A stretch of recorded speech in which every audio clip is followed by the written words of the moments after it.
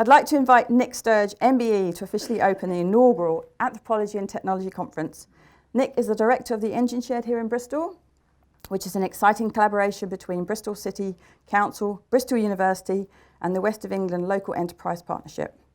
The Engine Shed is a hub which encourages collaboration between businesses, entrepreneurs, and academics. Nick is also the driving force behind Set Squared Bristol, which is a high-tech incubator in partnership with 5 leading research-intensive universities.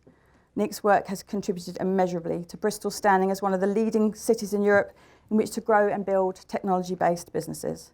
Nick received an MBE in this year's Queen's Birthday Honours for his services to the digital economy. So it gives me great pleasure to welcome Nick to the stage. Thank you, Nick. Thanks, Dawn. Good morning, everybody. And for those of you who are new to Bristol, a particularly warm welcome. This is, as the slide said, a fantastic city. Isn't technology wonderful? No, I'm not going to do that to music. Pushing the boundaries in medtech, health tech, fintech, or as we like to call it in Bristol, tech fin, legal tech, agri-tech, tech for good, prop tech, gov tech, and now there's even a genre of sex tech. Tech will continue to revolutionise our lives, there's no doubt, for better or for worse. Bristol's the home to some of the greatest technology companies, quite possibly not yet heard of, but some of the greatest technologies for the future, including the creator of the world's most advanced, complicated and largest silicon chip, with 23 billion transistors just developed a few hundred yards away from here.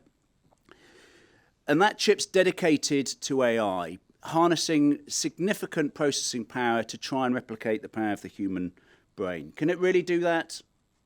Of course it can't, yet. Graphcore, the company that's created that chip, already working on meshing hundreds of those together to really amplify the power.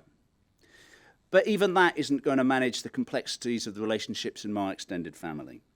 And of course I wouldn't want it to. Technology has a role and a responsibility to play, but it's obvious that people have to be at the heart of that in the creation and the application.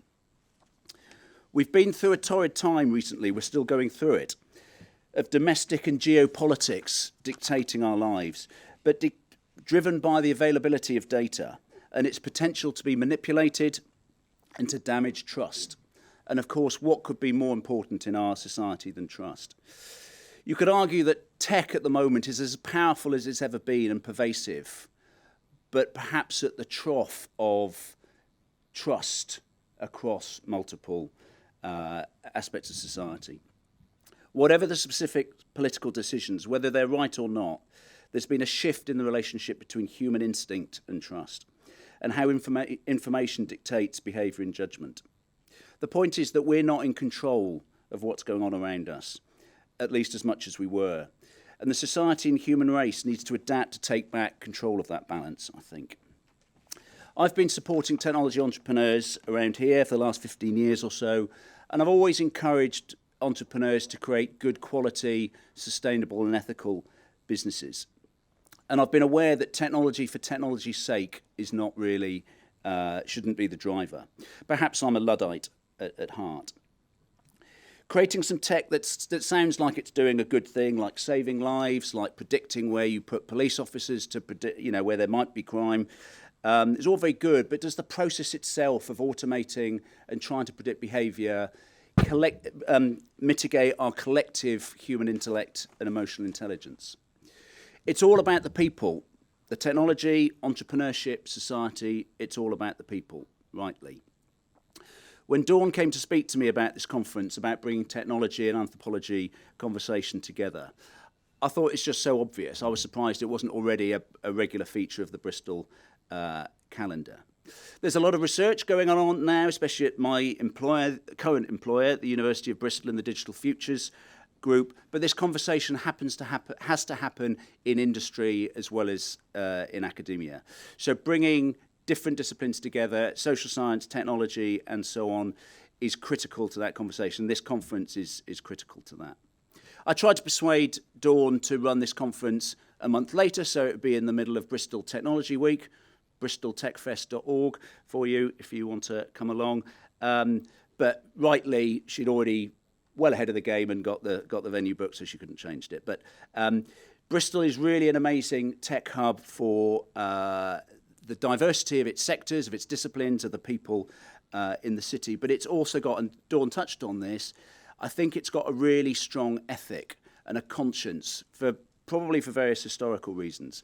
And that manifests as partly in the richness of the conversations that happen in the city, but also in the strong third sector and within the research base, and increasingly in the business sector.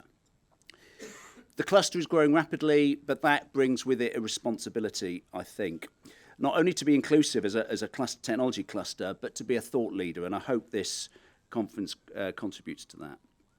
The city's changing, the world's changing. Technology needs to recognise that its products have a huge social impact, especially with the ethics, the trust, privacy, design and development of technology. And these are conversations we have to be having now, and it's great this conference is here. And Bristol, of course, and I'm biased because I'm Bristolian through and through, is the best place to have these conversations because of the richness of the diversity.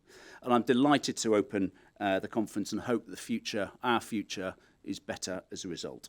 Have a fantastic day.